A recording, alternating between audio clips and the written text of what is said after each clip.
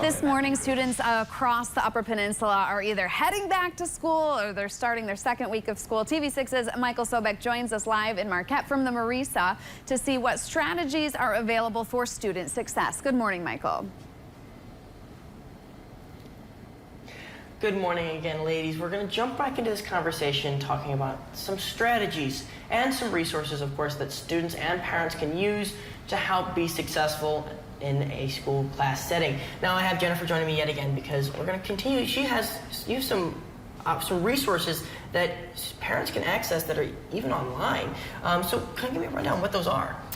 So we have some hotlines that are available for parents. You know, if there's a crisis, if you're worried about a student who's really struggling with depression or suicidality, there's the 988 crisis line. That's a great resource. We also have Michigan 211, which families can access to learn more about resources that we have in our community.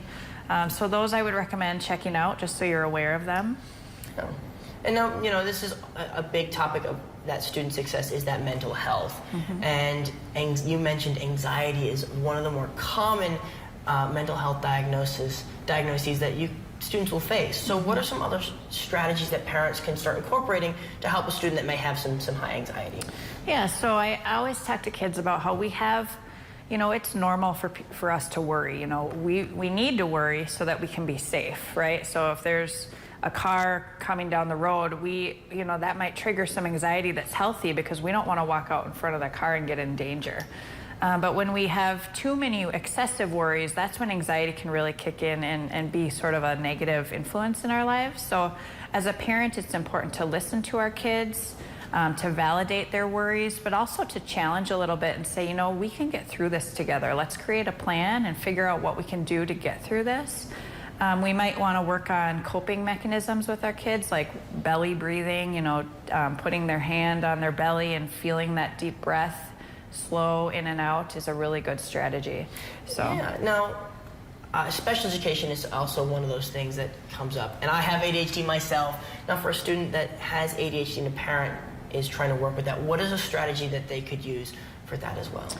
So for kids who struggle with ADHD, I think, you know, schedules and visuals are really key. You know, the more a parent and teachers can have visuals and schedules that are clear, checklists, things to help kids with executive functioning difficulties to stay organized, that's really key for kids who need it.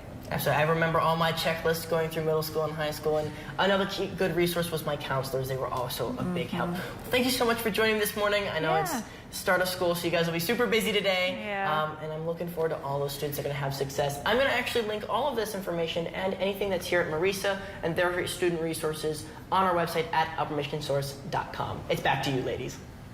All right. Thank you so much, Michael. Your top stories are on the way. We'll be right back.